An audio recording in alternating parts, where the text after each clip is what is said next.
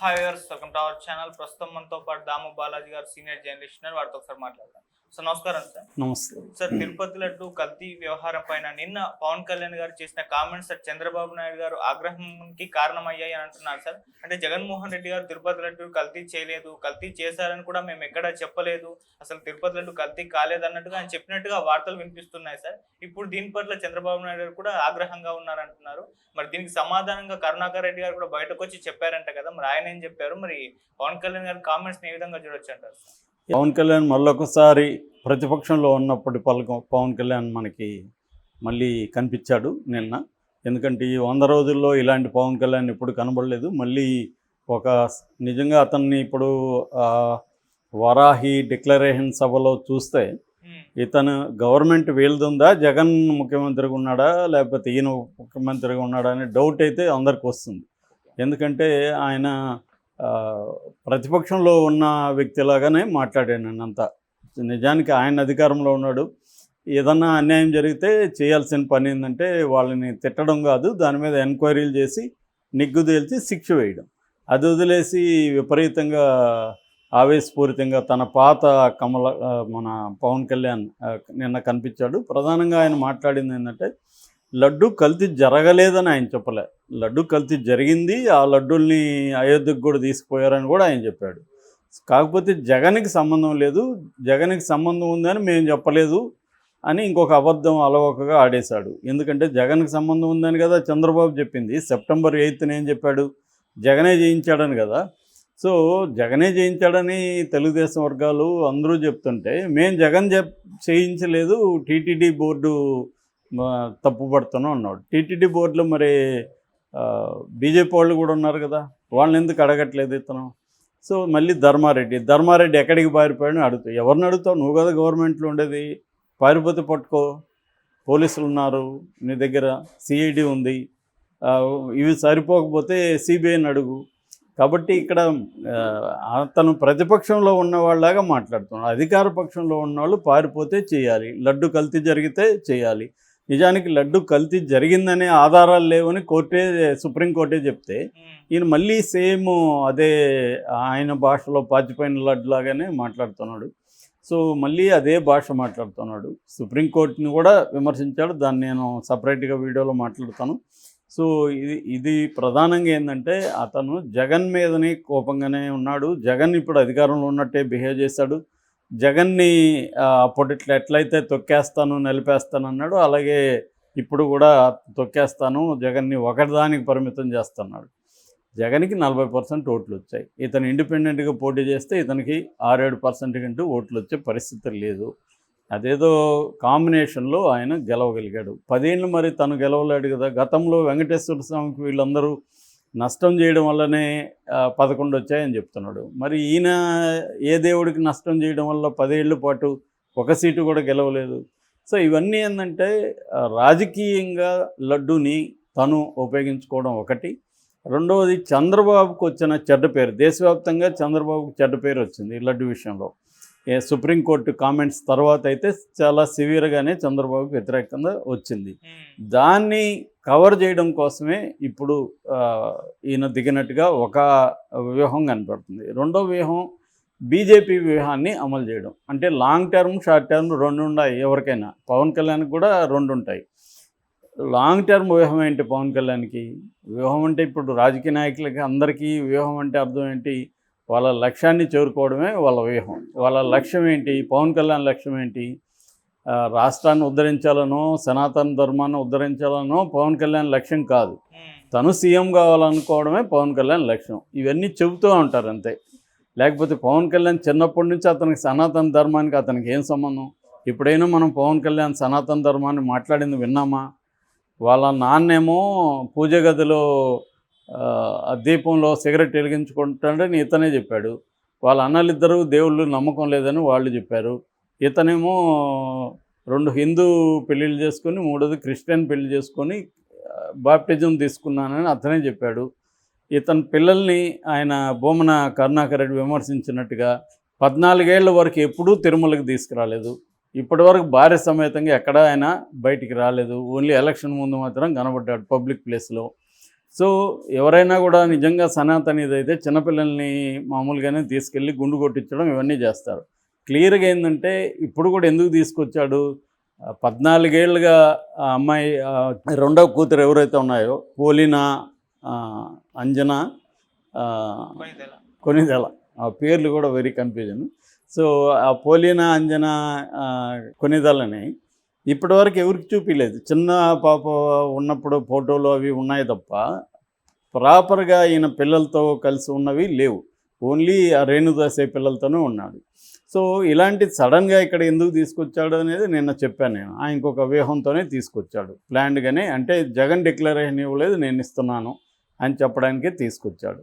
So అంటే ఇదంతా కూడా ఒక ప్లాన్ చేసుకొని వచ్చాడు. ఈ ప్లాన్లో long term, short term plan ఏమో చంద్రబాబుని కాపాడడం, లాంగ్ టర్మ్ ప్లాన్ ఏమో నెక్స్ట్ ఈయన సీఎం అయ్యే అవకాశాలు లేవు. ఎందుకంటే చంద్రబాబు ఇతన్ని సీఎం చేయడానికి ఎట్టి పరిస్థితుల్లో ఒప్పుకోడు, లోకేష్ని సీఎం చేయాలనుకుంటాడు. కాబట్టి బీజేపీకి ఒక ప్లాన్ ఉంది. బీజేపీ ఏంటంటే బీజేపీకి విధిలేని పరిస్థితుల్లో తెలుగుదేశంతో పొత్తులకు వెళ్ళింది, కానీ బీజేపీకి ఏ రకమైన ఇంట్రెస్టు తెలుగుదేశంతో లేదు. రెండోది నమ్మకమైన మిత్రుడు కాదు అనేది కూడా బీజేపీకి ఉన్న ఐడియా, సో అంచనా చంద్రబాబు మీద. వాళ్ళ మధ్య వరకు కూడా ఎలక్షన్ ముందు వరకు కూడా మేము పట్టించుకోవట్లేదు, అతనే వెంపర్లాడుతున్నాడు అని కూడా చాలామంది చెప్పారు. చంద్రబాబు అరెస్ట్ వెనక్కి కూడా బీజేపీ ఉంది, ఇవన్నీ తెలుసు. చంద్రబాబు కూడా అవసరం మేరకు పెట్టుకున్నాడు. సో ఇప్పుడు బీజేపీకి లాంగ్ టర్మ్ ప్లాన్ ఏంటి, ఆంధ్రప్రదేశ్లో పవన్ కళ్యాణ్ని ముందు పెట్టి అవసరమైతే జనసేనని బీజేపీలకి విలీనం చేసుకొని పవన్ కళ్యాణ్ని అక్కడ బీజేపీ తరఫున సీఎం క్యాండిడేట్గా ప్రకటించి, పవన్ కళ్యాణ్కి ఉన్న 20-25% కాపు బేస్ ఉంది, ఒక కాపు సీఎం చేయబోతున్నాం.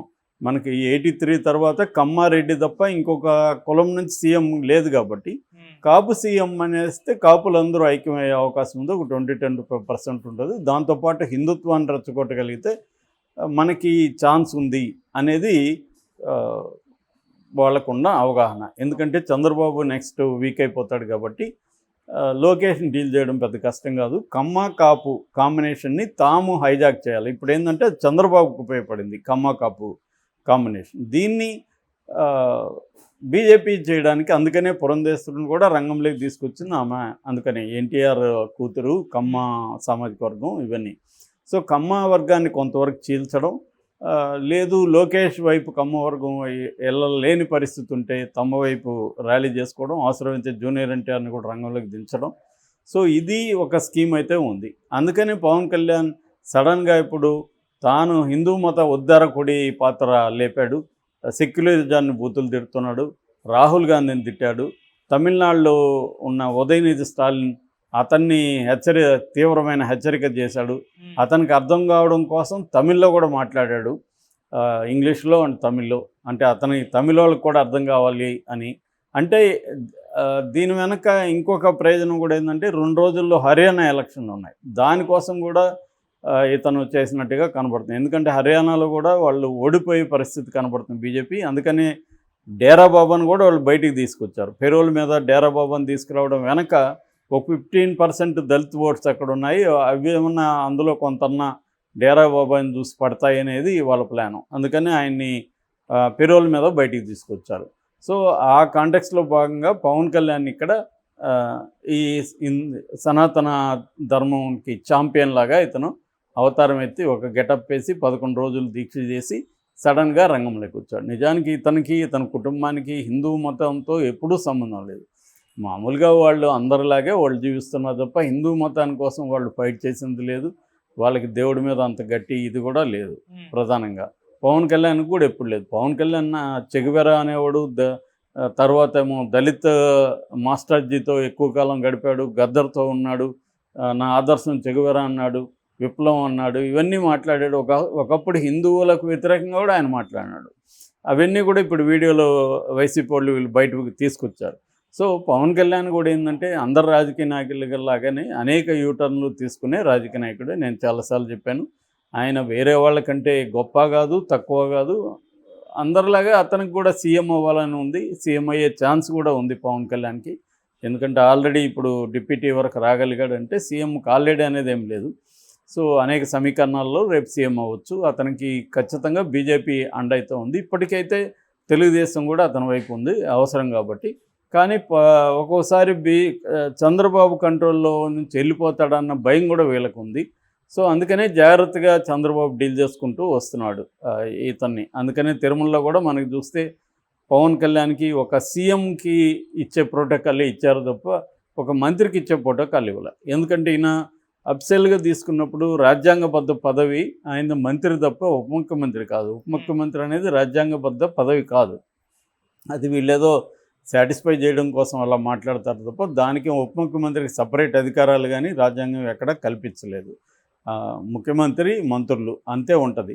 సో వీళ్ళు ఏంటంటే కొన్ని వర్గాల్ని సాటిస్ఫై చేయడం కోసం, కొందరు వ్యక్తుల్ని సాటిస్ఫై చేయడం కోసం ఉప ముఖ్యమంత్రి అనే పదవి ఒకటి క్రియేట్ చేసి ఇస్తున్నారు తప్ప దానికి ఏమీ రాజ్యాంగబద్ధత లేదు. మామూలుగా మంత్రికి ఇచ్చే ప్రోటోకాల్ కాకుండా ఆయనకి సివియర్గా ఇచ్చారు. సో ఏదేమైనా ఆయన సనాతన ధర్మ అవతారం ఎత్తాడు సడన్గా, ధర్మ పరిరక్షకుని అవతారం. అందుకని ఆయన పవనానందాన్ని కూడా ఎవరు బోమన కరుణాకర్ రెడ్డి పేరు పెట్టాడు ఈయనకి. పవనానంద ఒక ఆల్వార్లాగా ఎగురుతున్నాడు ఇక్కడ అనేసి. నిజానికి ఈయనకి ఎప్పుడు సనాతన ధర్మంతో సంబంధం వెళ్ళేదనేది కూడా అతను చెప్పాడు. రెండవది మళ్ళీ అదేదో పాడిందే పాడరా పాచిపళ్ళ దాసరి అనే ఒక పాత సామెతలాగా మళ్ళీ 31,000 మంది 4 ఏళ్లలో మిస్ అయ్యారంటాడు. అరే బాయ్, నువ్వు కదా ఇప్పుడు గవర్నమెంట్లో ఉన్నావు, 100 రోజులు అయింది, 31,000 మంది అమ్మాయిలు మిస్ అయితే ఏం చేస్తున్నావు? మరి డీజీపీతో మాట్లాడి దాని కమిషన్ వేసి సిఐడి ఎంక్వైరీ లేదా సిబిఐ ఎంక్వైరీ చేయొచ్చు కదా. సెంట్రల్లో కూడా మీదే కదా గవర్నమెంట్ ఉంది. మరి చేసి జగన్ని తోలుదీయండి. 31,000 మంది ఇదైతే ఇది సీరియస్ అలిగేషన్ కదా. ఇంకా మళ్ళీ అలిగేషనే చేస్తున్నాడు. అందుకే నాకు డౌట్ వచ్చింది, ఇతను ఉప ముఖ్యమంత్రి లేకపోతే ప్రతిపక్ష నాయకుడా అని. నాకే కాదు, ఫేస్బుక్లో మిగతా సోషల్ మీడియాలో అందరూ ఇదే అడుగుతున్నారు, ఏమైంది ఇతనికి ఇంతకుముందు కంటే ఇంకా ఘోరంగా తయారయ్యాడన్న కామెంట్లే మనకి ఎక్కువ కనిపిస్తున్నాయి. మేబీ పవన్ కళ్యాణ్ అభిమానులు మళ్ళీ మన పవన్ కళ్యాణ్ చూసామని యాంటిక్స్ అంటారు, అటువంటి ఒక యాంటిక్స్ ఊగిపోవడం, అరవడం, ఆ యాంటిక్స్ మళ్ళీ కనబడతాయి. అవి చేస్తున్నారంటేనే అర్థం మనకి డౌట్ వస్తుంది ఇతను యాక్ట్ చేస్తున్నాడని. అంత ఊగిపోవాల్సిన అవసరం లేదు. హిందూ మతం అంత ఘోరంగా ఏం లేదు. రెండోది, సనాతన ధర్మం అంటే ఏంటో ఇప్పటివరకు ఆయన కూడా చెప్పలే. సనాతన ధర్మం అంటే అందరూ సకల జనులు బాగుండాలని కోరుకునేది అన్నాడు. అట్లాంటప్పుడు మరి కులం ఎందుకు ఉంది ఇండియాలో? వర్ణాశ్రమ ధర్మం ఎందుకు ఉంది? అందరూ ఎందుకు ఈక్వల్గా లేరు? సనాతన ధర్మంలో స్త్రీలకు ఎందుకు సపరేట్గా చట్టాలను పెట్టి స్త్రీలని అతి ఘోరంగా ట్రీట్ చేసే మనుధర్మ శాస్త్రం లాంటివి వచ్చాయి? ఇవన్నీ మాట్లాడట్లేదు. సనాతన ధర్మం అంటే అందరూ సమానంగా చూసే ధర్మం అని ఆయన ఎక్కడ రాసింది ఎక్కడా లేదు. సర్వేజన సుఖనభవంతు అనేది ఒక స్లోగన్ తప్ప అది ఎప్పుడు లైఫ్లో కాలేదు. చట్టాలన్నీ కూడా మనకి బ్రిటిష్ కాలం నాటికి ముందున్న హిందూ చట్టాలన్నీ కూడా ఒకే నేరం. దళితుడు చేస్తే ఒక రకమైన శిక్ష వేయాలి, బ్రాహ్మణుడు చేస్తే ఒక రకమైన శిక్ష వేయాలి, స్త్రీలు చేస్తే ఒక రకమైన శిక్ష ఉంటుంది. ఇవన్నీ క్లియర్గా ఉన్నాయి, అవి అమలైనాయి కూడా. సో అందుకనే ఇప్పటికి కూడా మాలపల్లెలు మాదిగపల్లెలు సపరేట్గా ఎందుకున్నాయి? సమానత్వం అయితే కలిసి ఎందుకు లేరు? ఇప్పటికి కూడా ఎందుకు దళితులకి చాలా చోట్ల ఇండ్లు ఇవ్వట్లేదు? ఇదంతా సనాతన ధర్మమే కదా. సనాతన ధర్మంలో ప్రాబ్లమ్స్ ఉన్నాయి కాబట్టే కదా దాని నుంచి బయటకు వెళ్తున్నారు. సో ఇతను కూడా అసలు ఫోర్స్గా సనాతన ధర్మాన్నో ఇంకొక ధర్మాన్నో ఫోర్స్ చేసే హక్కు ఇతనికి ఏముంది?